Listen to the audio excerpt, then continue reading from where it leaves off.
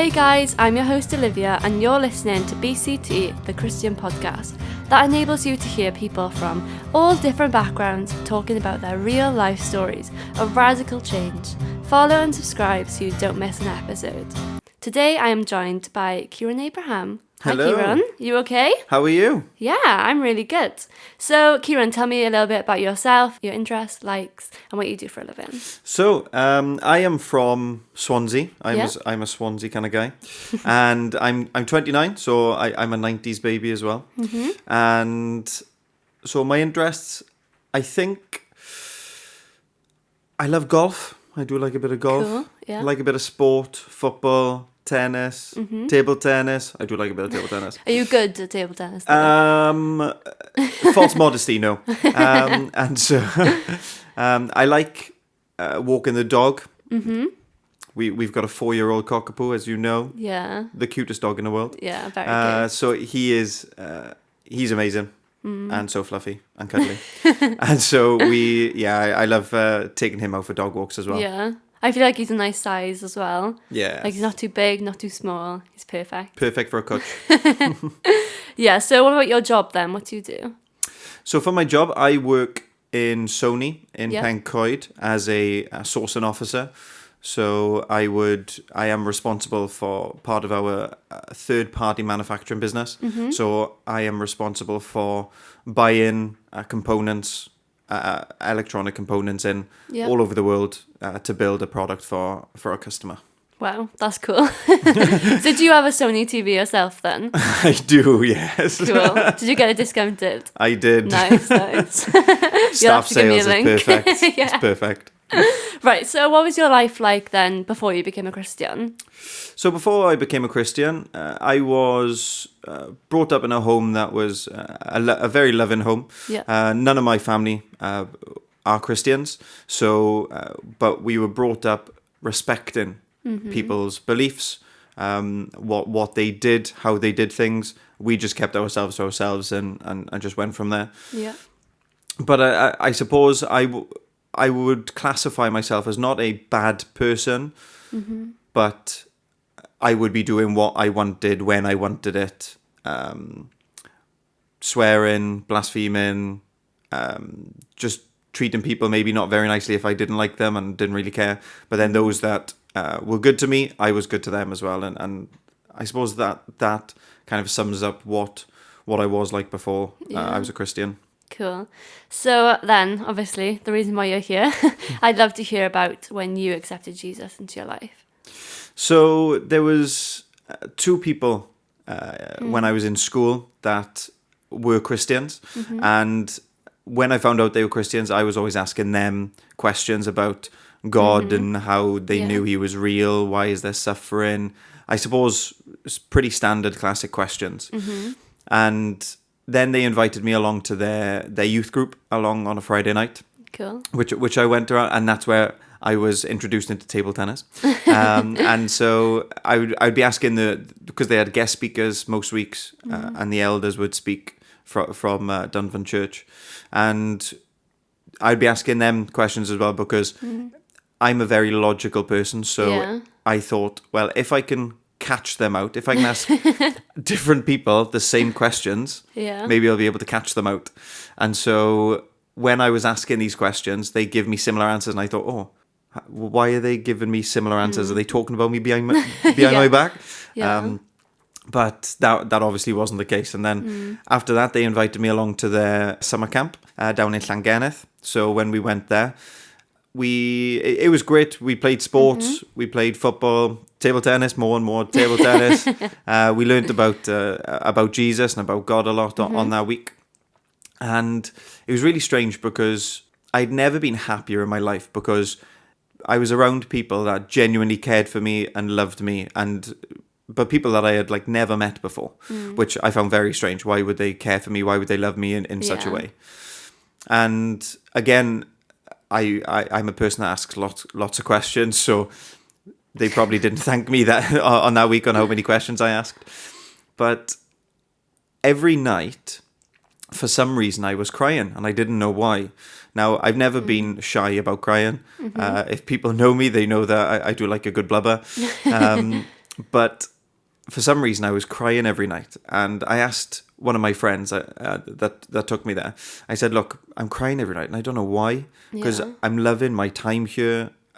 People are so nice. I'm being fed great, great food. Well, what's the problem?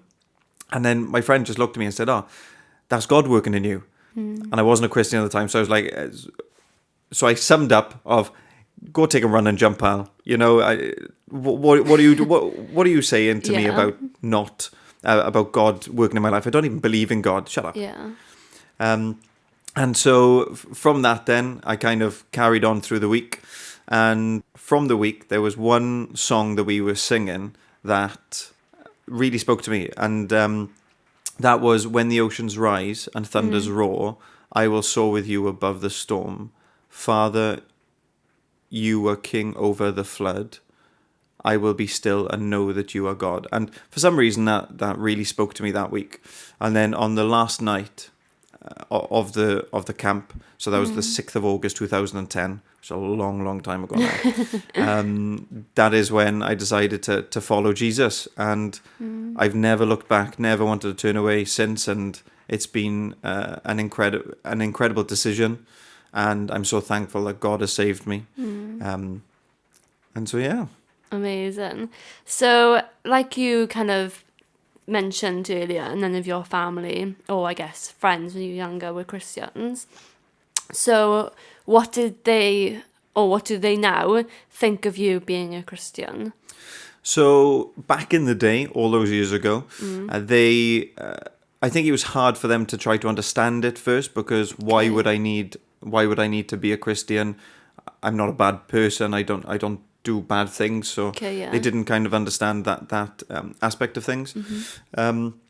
But I suppose over the years, they've come to obviously accept that I am a Christian and love me for it as well, as much as they may still not believe or see eye to eye with some points of view that I have, which is completely fine.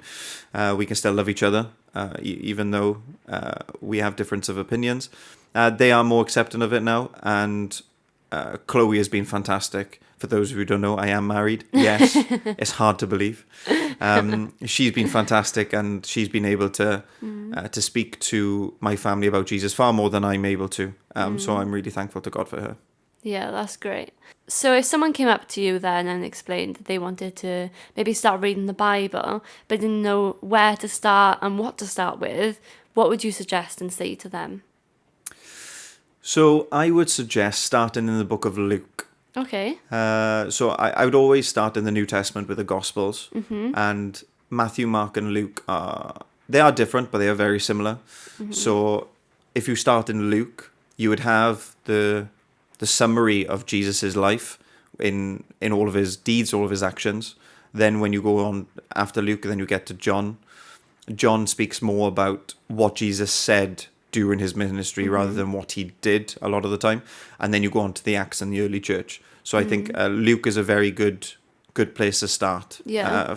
If anyone is struggling and thinking, where do I start? Yeah. I feel like because the Old Testament talks a lot about when Jesus comes, but you have to, I feel like for me, before I was Christian, I wasn't really able to pick out those points and see, oh, they're talking about Jesus there. Yeah. But now that I'm a Christian, I can see that. So like, yeah, maybe starting in the New Testament. Yeah, in the Old Testament, I suppose if you read it, then you read it as a history book. Because it's all about how God has created the earth and what he's done with his people over his years. Yeah, I love it. Yeah, it's really cool.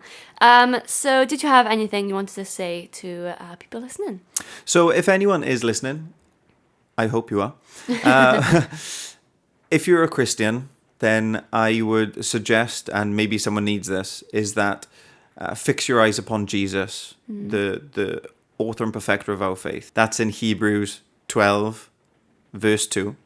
And I just love how in all and any circumstances in our lives, that is what we need to do. We need to keep focusing on Christ, whether things are going well or whether things are going horrifically wrong. Christ will always be there for you during those times. Yeah. And if anyone is listening that isn't a Christian, ask questions. If I get on so many people's nerves because the amount of questions I ask, or I do ask. If you know someone who is a Christian, please ask questions about God, about anything, and they could be really deep, hard questions. Ask, because there is no better question and no better decision that you'll be able to go through life with. Do I believe in God? So find out for yourself whether there is a God and ask those questions. Yeah, that's good. I feel like if someone asked me, I may not know the answer to the question, but I can find out, looking through the Bible, asking my other Christian friends. That's perfect, yeah. My dad, for example. Yeah. So yeah, if you have questions, guys, message me on all the social medias and I'll get my guests to answer them. Yeah. That'd be good. Yeah, thanks so much, Keiran. That was No problem. really good. Thank you very much for having me. Yeah, I enjoyed chatting to you. Well, thank you very so much. guys, thanks so much for listening to another episode of BCT. Thank you again for all the feedback. You guys are just the best. Follow us on all the socials, search us up, BCT Podcast, and we'll see you next week. Bye guys. God bless. Bye.